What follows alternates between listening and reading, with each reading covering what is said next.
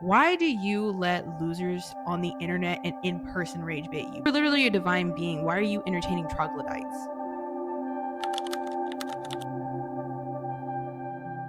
Hi, welcome back to my channel if you're new. If you're not, hi.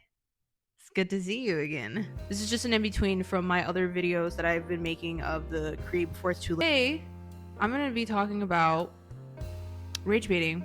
Why do you let losers on the internet and in person rage bait you? Because rage baiting is not just something that's on the internet. People want to get a reaction out of you in person as well. No, I don't want to go off on that tangent. Most of the people that you interact with, especially strangers, if they are trying to get a reaction out of you, they're rage baiting you. And because they are miserable people, they want to put you on the same playing field as them to make you both equally as miserable so that you can never get to your goals and accomplish what you want to in your lifetime. Emotions get engagement, and engagement pays.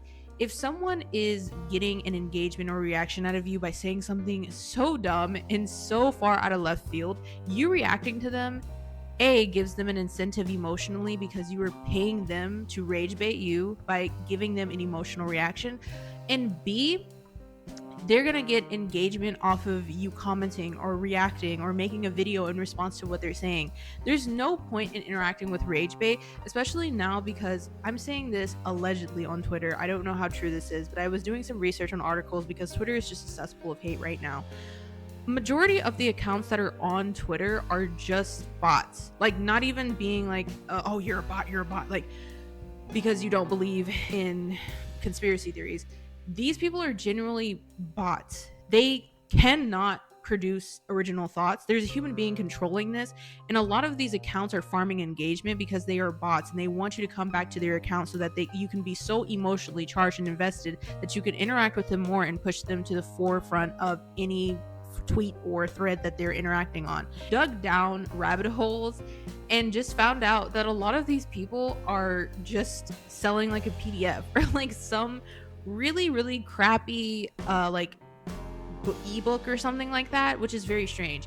But I say all this to say is, like, you are literally interacting with bots in the internet as well as in person, and I don't mean that to dehumanize anyone, but when I say that, I'm saying that in the sense of a lot of the people that are trying to get an emotional rise out of you have nothing better to do with their life except farm emotional engagement out of you. You're literally distracting you from doing whatever it is that you're supposed to do, because emotions are so powerful that it's going to put you in another state where you are reacting instead of being able to control and be okay with your emotions. The bigger picture of learning to understand situations like this is understanding the person behind it and their intentions. And anything can become an insult if you're a person existing in the world.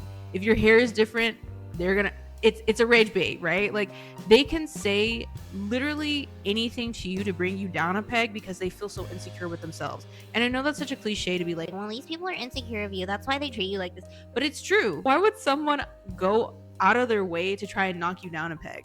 Why would somebody in your day-to-day life try to insult you based off of something that is so normal, or try to make you feel insecure about just who you are as a person and how you were born? Rage baiting has become a hobby in a lot of modern day forms on the internet for whatever reason. Like I said, there's a rise in bots, as well as there's just a rise in people that have nothing better to do except have a relationship with the internet. You're literally stopping yourself from getting into any playing field or level of greatness because you're trying to entertain rage baiters and explain to them what is basic human common sense, and you're wasting your breath and you're wasting your time. You have the potential to do a lot more with your 5 hours that you were spending citing articles, going back and forth with somebody on Instagram Reels, that you could be putting into your day-to-day life to improve yourself and become a better version of yourself. Be spending your time, investing your time into something that is way better of a payoff than just talking to somebody that could potentially be a bot.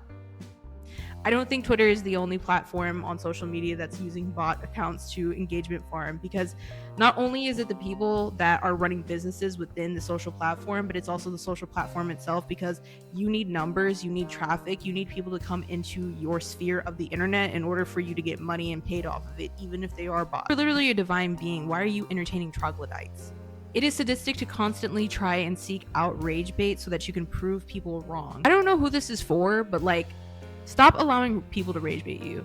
It's Elaine Staley's birthday today, so I feel like this is just a great time. Not that he has anything to do with rage baiting. I just love Lane Staley. There's nothing going on inside of the house. People just want to rage bait you.